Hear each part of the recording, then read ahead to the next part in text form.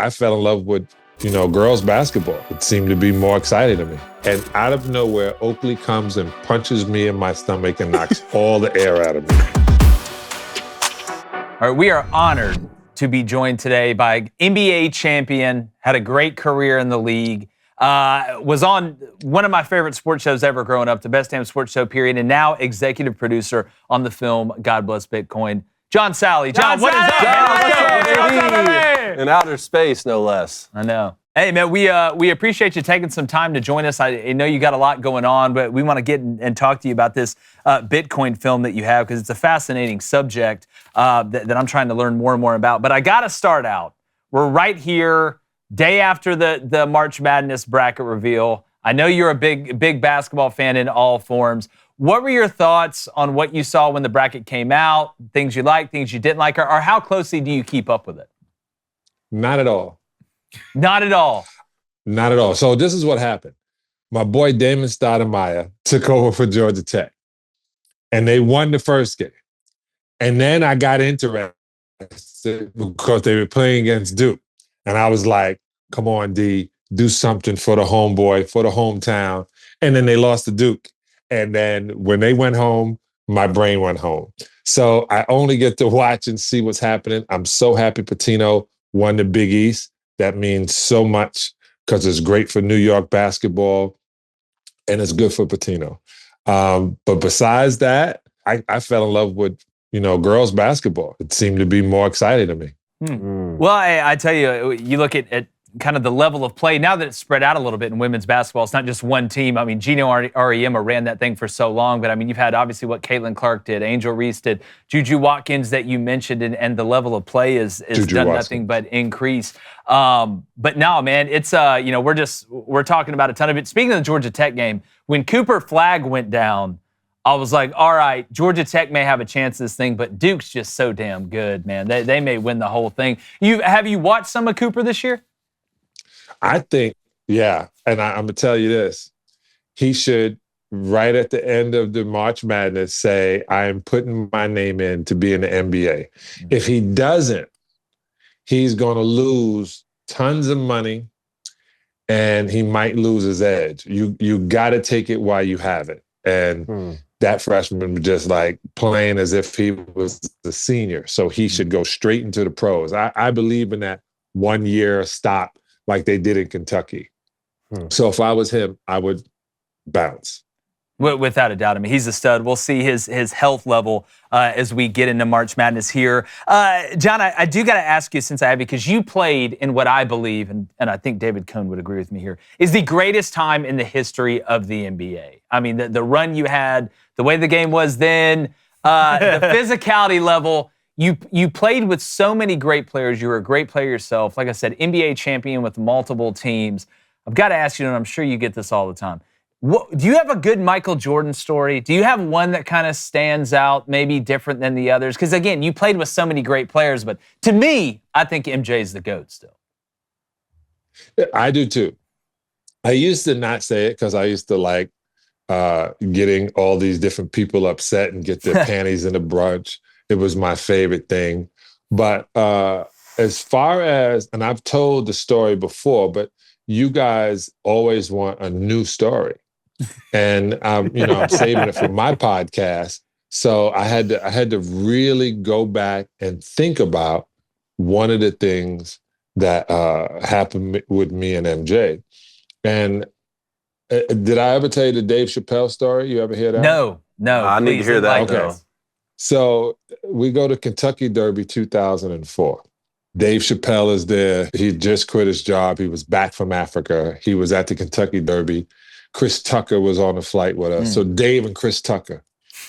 And we're in the upstairs in the suite, and he goes, hey, Sal, right here. And MJ is sitting to my left. Charles Oakley is over here to the right. I don't really see him, but I stay away from Charles Oakley because he wants to fight me for no reason. and we're in our late 50s, 60s. Like, dude, stop wanting to fight me. And he goes, right here in front of your man. So this was 21 years ago. And I go, what's up? He goes, Kobe at 27 or Michael at 27? And I put my hand on Michael's shoulder and I said, Money, at 27, young boy would give you the business. And out of nowhere, Oakley comes and punches me in my stomach and knocks all the air out of me. Really? And then MJ jumps up and grabs Oakley and says, Sal is crazy and just trying to be funny. He ain't serious. And I'm trying to catch my breath and defend myself from getting any more punches near the teeth. Don't touch the teeth. Don't hit me in my face. No touching of the hair or face. That is. And Dave Chappelle said, I wish I had my show right now. This is a show right now. I wish I had it. But that was, MJ saved me. He saved me from getting beat down from Oakley. I was happy when those security guards grabbed Oakley at Madison Square Garden. I said, about time somebody gets this renegade.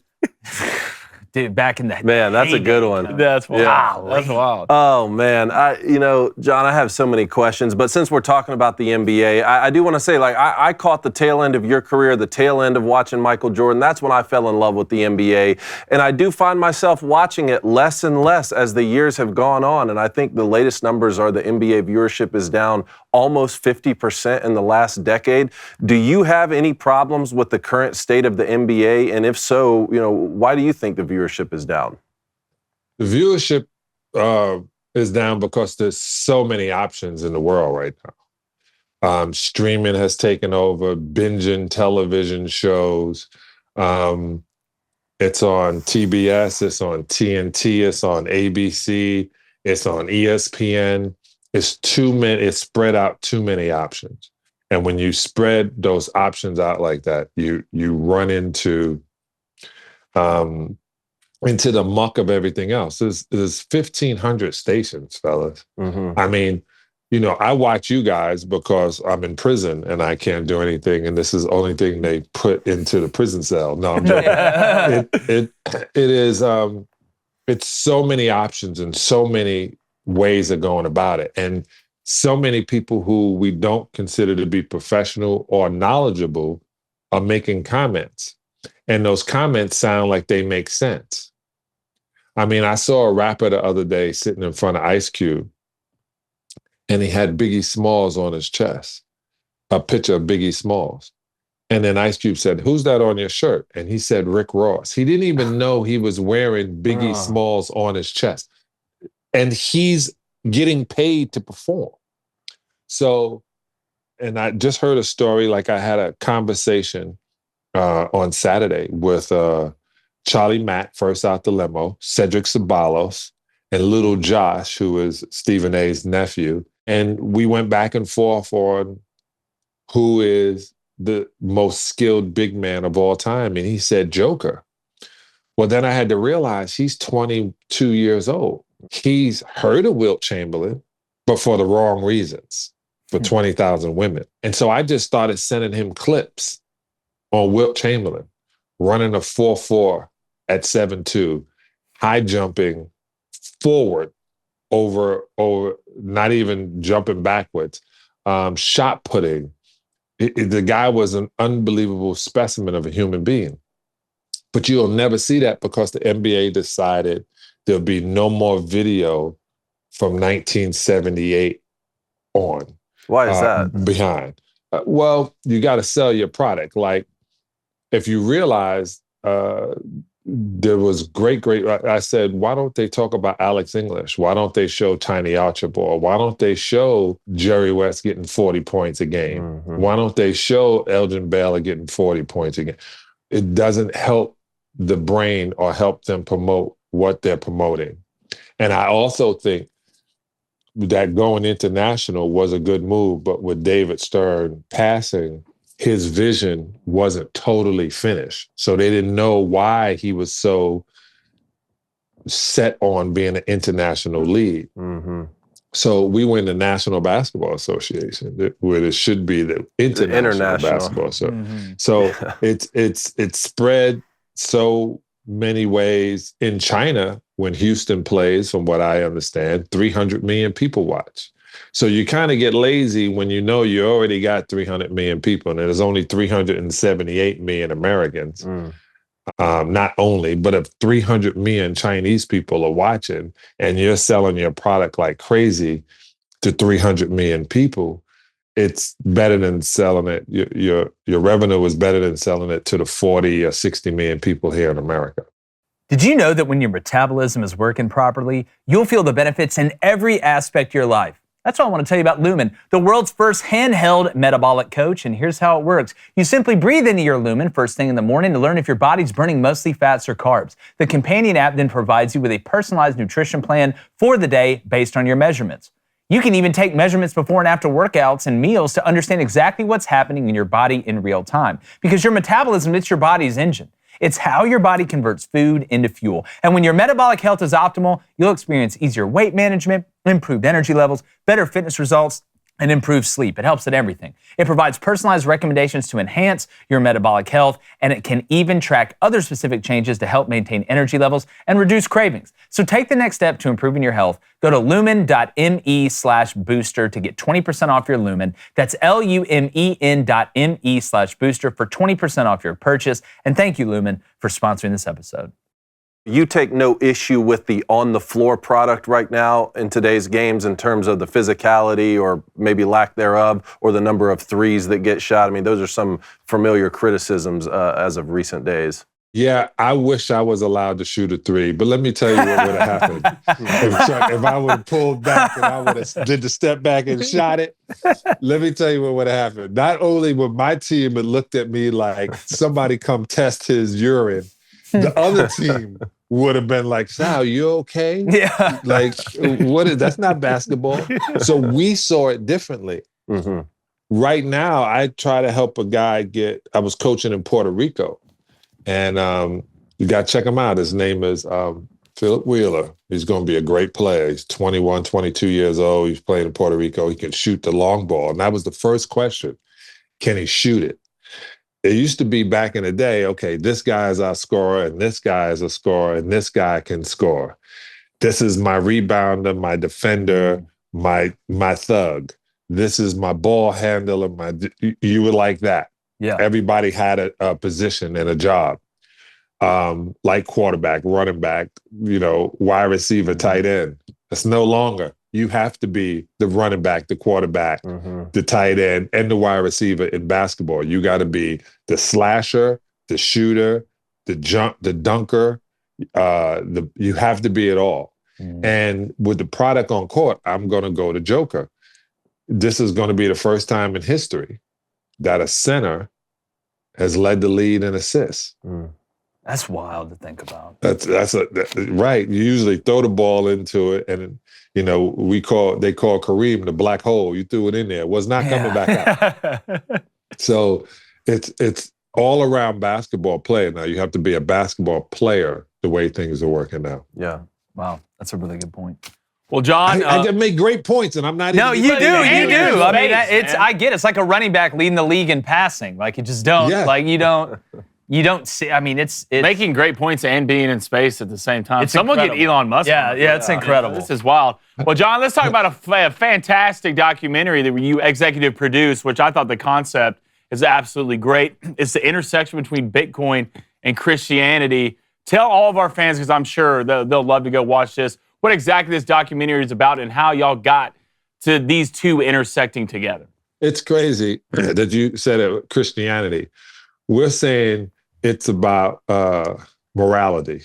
Yeah. And because there are some Hebrews who understand what we're talking about and some Muslims, but it literally doesn't put you in a position that, listen, everybody says when you say money, you think dirty, bad, ruthless, the mentality. The difference with cryptocurrency and Bitcoin in particular, if it's not a Bitcoin, it's a coin. I just don't want to say the word, but it's about honesty. I'm going to say honesty or transparency. It's peer to peer. It's understanding that it doesn't need to be in a system where everybody gets their hands greased in order to get to a certain point. It's peer to peer. It literally makes you realize we don't have to be a part of, and the change is coming. You don't have to be a part of what is turning out to be a corrupt system of finance. So Bitcoin was, when it first came out, everybody was like, oh my God, what is this? To the point where now you're understanding it, to the fact where the president said, we're going to be, America is going to be the crypto capital of the world, because he realized it has to change. A lot of people want to stay the old way, want it to be in these central banks, want it to be centered, and we need to destabilize. We don't need, if you don't like me or you think something is crazy, that you can just come into my account and shut me down and make me starve until you feel I shouldn't any longer. This, you can't do that. And now you got a bunch of people talking about the quantum computer is going to be able to encrypt the decryption. Wishful thinking. Those are people who want to be in the old system of things and not be able to have something other than fiat currency to deal. Right now, all you have to do is print money. And that's, to a thing that has no value. The same paper they use for $1 bill, they use for $100 bill. So this has had to change. When I got involved, brought Mark Cuban in, I was like, yo, you gotta, tell the people what you know and what you feel, because Mark Cuban has, done well in the fiat world, but also understanding that this is a change that had to come about. Well, to me, you bring up, security, and that's one aspect of it. It's funny. People that say, oh, you can decrypt the encryption. Well, you look at what's gone on in these countries where they can just go into your bank. They don't even have to decrypt. There's no encryption. They can just go in there and freeze finances. We've seen that all across, the globe, really. And to your point, I love how it talks about the military-industrial complex and kind of how money really works at its highest level. Do you think that Bitcoin and this crypto is the freest, I guess you could say, version of what a free market would be, from a financial standpoint? Like it is as pure as you can get, as opposed to, well, this money's collected by this country, or they don't like this, so they can go do that, and it touches 19 hands before you even touch it. Yeah, I think Bitcoin fixes everything. There's always going to be others. We don't mention them. I call them it coins, but but Bitcoin has literally showed the way. Bitcoin is. I had a guy who has a nephew in Uganda, and they do their transactions through Bitcoin. I was in a bodega in New York, and I had a choice to pay with Bitcoin or pay with fiat currency. Now, this is in a bodega on the Lower East Side. This is an ATM that literally can give you Bitcoin, or you can put your fiat in and get back. The fact that it's there on that level, on the ground where you can get to it, means a change is happening. As my man Sam Cooke said, change gonna come.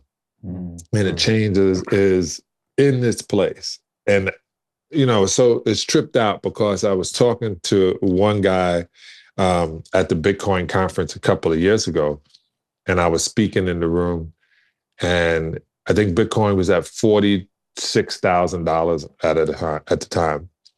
And they were like, what do you think it's going to get to? I said, I think it's going to get to 100,000. And I'm telling you, it was a guy like, this is on stage talking. Soon as it hit $102, I called him. I said, hey, man, did you see what Bitcoin was? yeah, I guess you were right. I said, dog, don't be an idiot. Give me the props. He goes, you were right. I said, I'm telling you. And then Charles Oakley kicked his ass. Where's his number? I don't care who wins the championship. Was I right about Bitcoin? That's exactly right. That's exactly right. I love that you're talking about this, in respects to fiat currency, because one of the things that excited me about Bitcoin early on, and not early enough, sad to say, or else I'd be a lot wealthier than I am now, but is the fact that it is money. It's not a fiat currency. I mean, at one point, all of the Bitcoins ever will be mined, right? It's a lot like gold in that sense, where at some point we will have discovered all the gold there is. You can't just print a new one like money and fiat currency that you're talking about. But with other coins. I mean, is Bitcoin the only cryptocurrency right now that adds value, or do you recommend like just staying away from every other cryptocurrency there is, or will at some point will there be a new coin that does what Bitcoin did to our U.S. dollar? No, Bitcoin fixes everything. Everybody else are wannabes. Yeah. Nice. That's the, and I wish I can say something else. And I love when people go, man, I can't believe he said that. I'm going to prove him wrong. Go ahead. I appreciate it. But I won 4 championships, and I realized always go to the team that has the ability to win the championship. Don't go to the team you hope wins the championship.